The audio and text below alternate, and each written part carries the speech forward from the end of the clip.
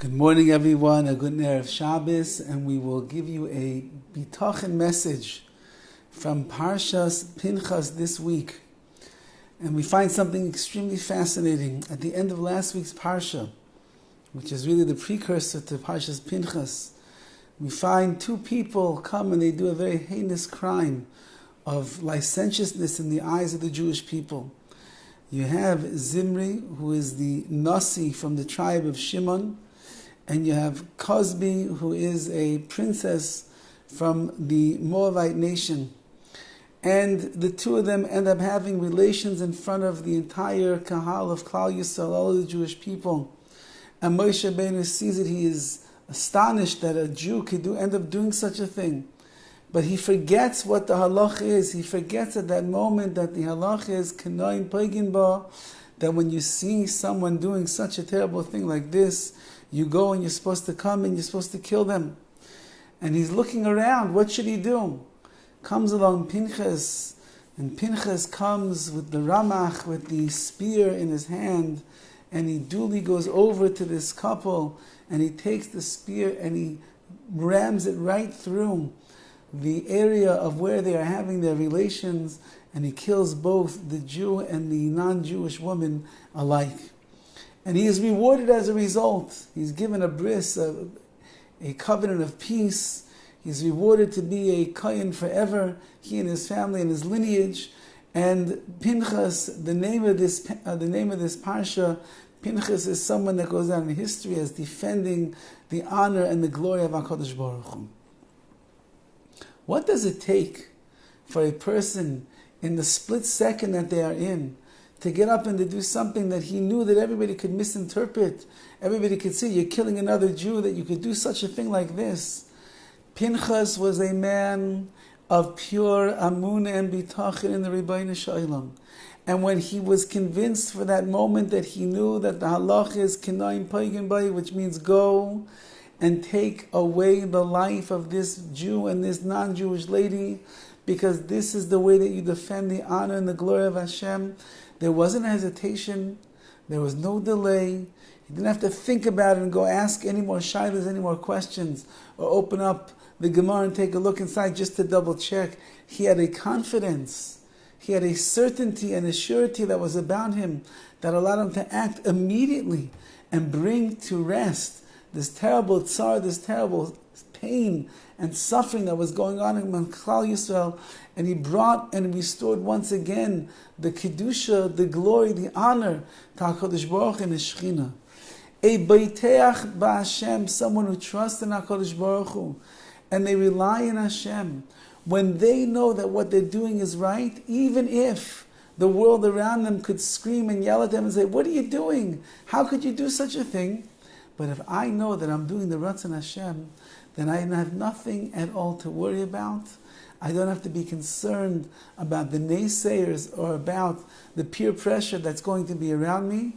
On the other hand, once I know that what I'm doing is Ratzon Hashem, it's HaKadosh Baruch Hu's will, I do it confidently, I do it immediately, and it's what our Bali Musa speak about called the Gaiva Shebekedusha, when a person uses the only element of arrogance in his life that he's allowed to, and that is an arrogance that is for the sake of Kedusha, of holiness, for defending the honor and the glory of Hashem. And that means, although I'm not a haughty person, but there is a stolz, there is a confidence that a person is allowed to and encouraged to have in the world of Torah and of mitzvahs, to make sure that what I do, when I do, I'm doing the thing that is right, be'enei Hashem, in the eyes of the Rabbi Shalom. And if we look through all of Tanakh, we look through all of the Chumash, we will see time and time again our great leaders of Klal Yisrael, the Avis HaKadoshim, the forefathers Avraham, Yitzchak, and Yaakov. Think about Avraham Avinu. He was a one and only man of the world who believed in one God, and he was willing to stand up against the entire universe at the tender age of 40 years old, after 37 years of searching and seeking for HaKadosh Baruch Hu. And it was Avraham Avinu on one side of the world, and it was 99.9% of the rest of the world on the other side. And Avraham Avinu came and he said, you are all wrong. There's one God, He created the world, He runs the world, He's involved in the world, not like you foolish people think. And he was willing to be thrown into the Kivshan Aish, into the fiery furnace. He said, because I believe in Hashem and HaKadosh Baruch Hu, I'd rather die al pi kiddush Hashem. I'd rather die as a person who died with his belief with Him than to divest myself of my emunah, my bitachon in Hashem. And HaKadosh Baruch Hu made miracle after miracle after miracle. Our DNA, the DNA of Klal Yisrael, which comes from our forefather Avraham Avinu, is enmeshed inside of us in such a way that we have such a koyach, such a power to stand up for what we believe in, for what we know is the truth, to defend the dignity and the honor of Hashem. And in wherever we are in life and whatever we are doing, never let the pressures of the world, never let the peer pressure of a family member or a cousin or a relative or someone that you look up to and you value and you revere, but if they are keneged, they are against the Torah, they are against what HaKadosh Baruch Hu wants from us, they are against you becoming the most ehrlich, the most honest, sincere, ruchniest, spiritual person in the world who cleaves to HaKadosh Baruch Hu and does His ratzon, and they make you feel bad for what you're doing, you be boiteach b'Hashem, you trust. And you believe in HaKadosh Baruch Hu, and you have nothing at all to fear at all. Why?